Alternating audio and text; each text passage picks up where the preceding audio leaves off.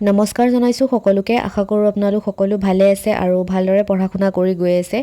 আজিকালি একদম আগৰ নিচিনা ভিডিঅ' দিব পৰা নাই আৰু নোৱাৰাও হৈছোঁ, কিয়নো গম পায়েই বেছি দিন নাই আৰু অহা বছৰ মানে এক্সামলৈ।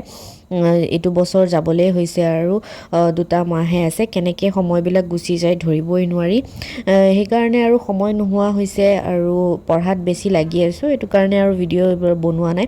তথাপিও মাজে মাজে মই যিমান পাৰোঁ চেষ্টা কৰোঁ ভিডিঅ' দিবলৈ আৰু আপোনালোকৰ লগত মানে জড়িত হ'বলৈ। তাকে আজি ভাবিছোঁ যে এটা ভিডিঅ' বনাওঁ। তাকে ৰাতিপুৱা শুই উঠি পেলাই ৰিভিজন কৰিব লৈছোঁ। আজি হিষ্ট্ৰী ৰিভিজন কৰি আছোঁ। এতিয়া বেছিভাগ ৰিভিজন আৰু এনচাৰ ৰাইটিং এয়াই কৰা হৈ আছে।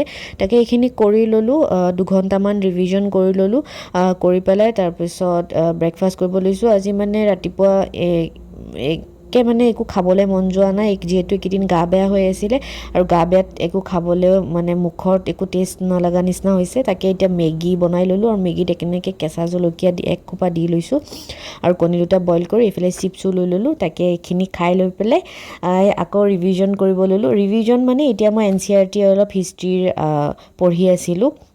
যিমানে ৰিভিজন কৰিব সিমানে আপোনালোকৰ মনত থাকিব, গতিকে যিমান পাৰে সিমান এটা টপিক পঢ়ি পেলাই ৰিভাইজ কৰি থাকিব।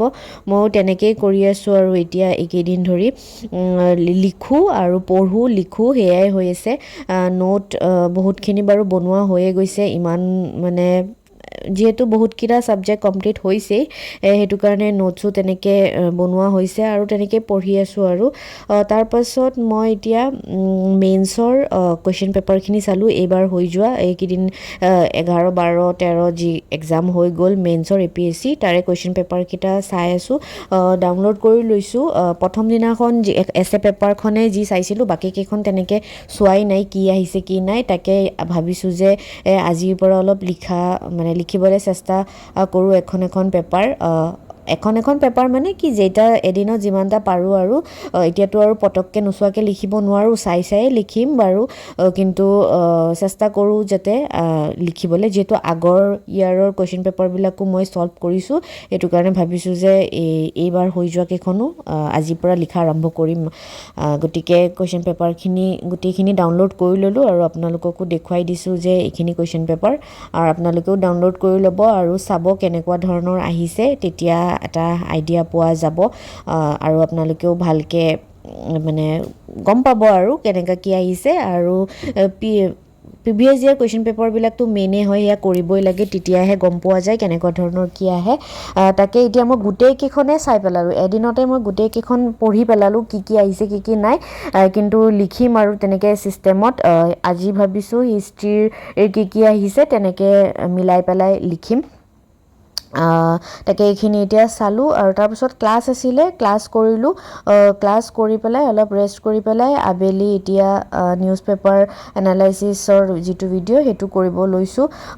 মই সদায়ে কওঁ যে কাৰেণ্ট এফেয়াৰ্ছৰ ক্লাছ মই মিছ নকৰোঁৱেই। নিউজ পেপাৰ এনালাইচিছৰ ইউটিউবত দিয়ে, আপোনালোকেতো চবেই গম পায়েই, আপোনালোকে এনেকৈ ইয়াৰ পৰাই কৰিব পাৰে। আৰু কাৰেণ্ট এফেয়াৰ্ছৰ কথা বহুতে সুধি আছিলে যে কেনেকৈ কৰিছোঁ কি, ইয়াৰ বিষয়ে মই বহুতকেইটা ভিডিঅ'ত কৈছোঁৱেই যে কেনেকৈ কৰিলে ভাল হয়, ক'ৰ পৰা কি কৰিব পাৰে। তেনেকেই আপোনালোকে পঢ়িব কাৰেণ্ট এফেয়াৰ্ছ।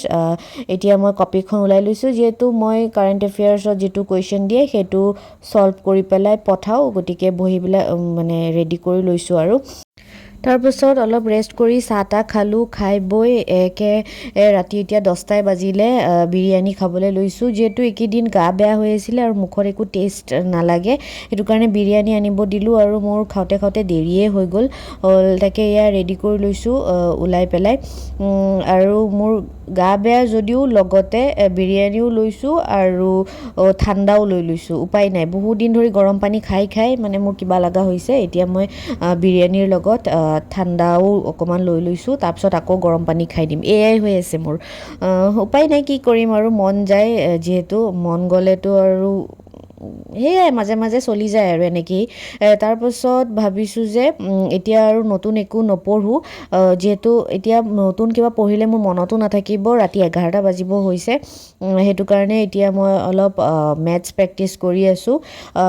মেথছৰ মই কিছুমান টপিক মানে প্ৰিভিয়াছ ইয়াৰ কুৱেশ্যন পেপাৰবিলাক ছল্ভ কৰি আছোঁ বিভিন্ন কম্পিটিটিভ এক্সামবিলাকৰ মানে PYQবিলাক ADRE হওক বা যিকোনো ধৰণৰ আগৰ যিমান আছে মানে গভৰ্ণমেণ্টৰ এক্সামবিলাকৰ গোটেইবিলাকৰ পৰা এটা এটা টপিক লৈ পেলাই তেনেকৈ মানে ছল্ভ কৰি আছোঁ তেতিয়া বস্তুবিলাক বেছি ক্লিয়াৰ হয় আৰু যিমানেই কুৱেশ্যন পেপাৰ ছল্ভ কৰিব আগৰ তিমানেই ভাল আৰু আইডিয়া পোৱা যায় যে কেনেকুৱা ধৰণৰ আহিছিলে আৰু তেনেকৈ কনচেপ্টবিলাকো ক্লিয়াৰ হৈ যায় যিহেতু CSET মই আগতেও কৈছোঁ যে অকল APSC বুলি নহয় যিকোনো ধৰণৰ এক্সামৰ কাৰণে মেথছ লাগিবই মেথছ ইংলিছ ৰিজনিং গতিকে ৰাতি এতিয়া এইখিনিয়ে কৰি আছোঁ যিহেতু মই আগতেও কৈছোঁ যে মই প্ৰায় ৰাতিয়ে কৰোঁ মেথছ তেতিয়া মানে টোপনি লাগিলেও টোপনিটো মোৰ উৰি যায় ৰাতি মোৰ দেৰিলৈকে পঢ়োঁ মই তেনেকৈ মোৰ ইমান টোপনি নালাগে তথাপিও